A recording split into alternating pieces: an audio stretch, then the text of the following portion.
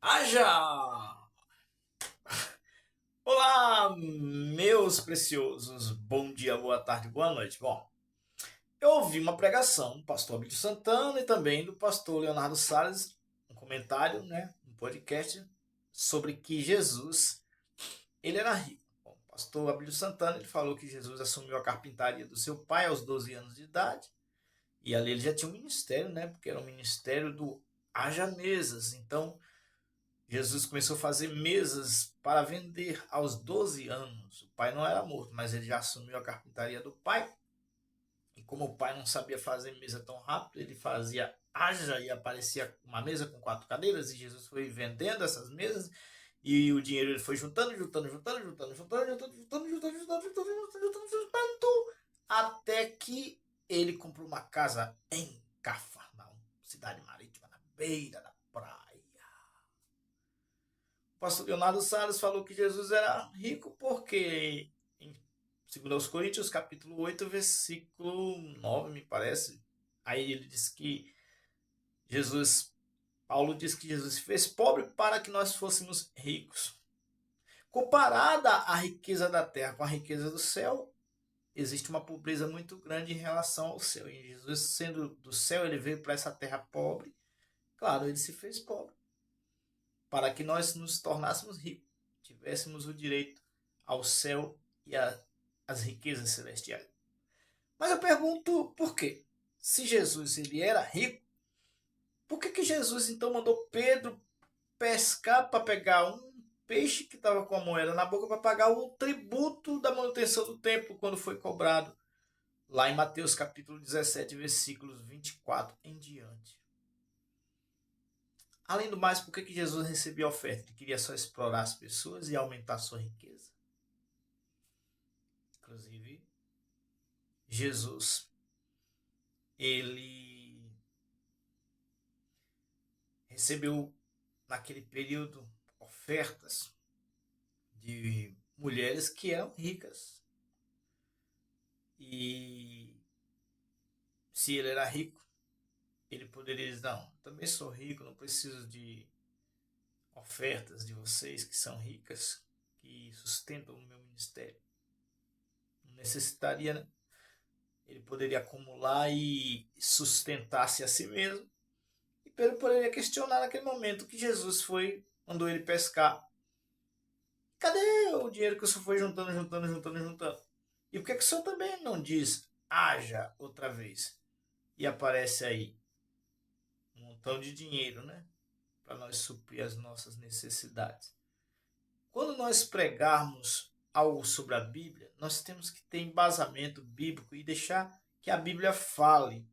E não falar com base naquilo que a gente quer passar para as pessoas a ideia de que todo mundo vai ser rico a partir do momento em que elas trouxerem suas contribuições, suas ofertas para a igreja, e que essa é a vontade de Deus, que todos sejam ricos, porque Jesus era rico. Porque Deus prometeu prosperidade, prosperidade com contentamento, que é o que o apóstolo Paulo também falou acerca dos que pregavam o evangelho, que a, quando há contentamento, ali o lucro que se tem daquilo que se faz para Deus é bom, mas quando não há contentamento, não é bom. Além do mais, o apóstolo Paulo também falou que nós tendo o sustento com que nos alimentar e as vestes com que nos vestir, devemos estar satisfeitos com isso, porque nada trouxemos para esse mundo e nada desse mundo nós iremos levar. Isso é Novo Testamento, é embasamento bíblico para o cristão. Mas se alguém quer viver referenciando sua vida pela, pelo Antigo Testamento apenas, não há problema. Mas não coloque Jesus no meio dessa situação, tá bom? Até porque Jesus não precisava de casa de luxo em Cafarnaum para viver, uma vez que ele não tinha tempo para usufruir disso tudo. E aquele período de tempo, aquele tempo, não oferecia esse luxo todo naquela cidade. Era uma cidade pequena onde as casas eram simples. E o único motivo de Jesus habitar ali é porque era uma cidade estratégia onde o mercado funcionava, as pessoas se reuniam em grande parte. Ficava fácil para ele se deslocar, porque era uma cidade marítima realmente. Havia travessias de barco e Jesus tinha facilidade de se aproximar das pessoas e pregar o evangelho. Agora, moral da história, como é que aquela moeda foi parar na boca do peixe? Pedro poderia ter perguntado: Senhor, como que eu vou acreditar? Como que um peixe ele pode ter uma moeda na sua boca? Aí Jesus poderia ter dito ironicamente: não, Pedro, aquele peixe ele veio tentar negociar um resgate pela família dele, aquela família que você pegou ali, quando você pegou aquela grande quantidade de peixe que até as redes iam se rompendo ali. Então a família dele veio junto, ele veio tentar resgatar essa família e trouxe o dinheiro para ver se você aceita como resgate. Né, Jesus poderia ter dito isso para Pedro, mas a verdade é que a palavra não tem um desfecho.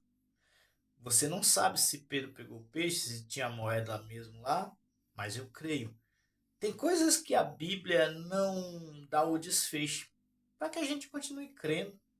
Porque se tudo for estar explicado e resumido, da forma como a gente espera que esteja, a coisa vai ficando muito natural. A gente quer sempre ver, quer sempre conhecer o final da história. E tem coisas que não tem um final na história. Não tem um resumo, melhor dizendo. Fica a seu critério ou meu critério, crer ou não. Essa é um dos textos bíblicos onde não tem um desfecho. Você não ouve falar que Pedro foi lá, lançou o anzol e pescou o peixe e tinha lá a moeda. Mas possivelmente Jesus não estaria enganando a Pedro, nem isso estaria escrito por acaso. Verdade é que o que foi escrito para que nós veja a capacidade que há em Deus, o poder que há no Senhor Jesus, o conhecimento que ele tinha e a providência de Deus em tudo para as nossas vidas. Inclusive, Jesus providenciou o meio de Pedro pagar aquele imposto que ele não tinha condição. Ele largou a pesca e estava na dependência do Senhor Jesus. Está vendo quando você passa a servir a Deus, o quanto Deus cuida de você? Continue, vá em frente. O Senhor, mesmo que não tenha sido rico aqui nessa terra, ele te deu capacidade de você ser rico em fé e em poder. O que se busca hoje em dia? Riquezas naturais ou poder de Deus, coisa que ninguém pode adquirir? E todo aquele que tem será admirado e muitos hão de desejar ter o que você tem, o que você recebeu de Deus. Isso é mais importante do que toda a riqueza do mundo. Deus te abençoe e até o próximo vídeo.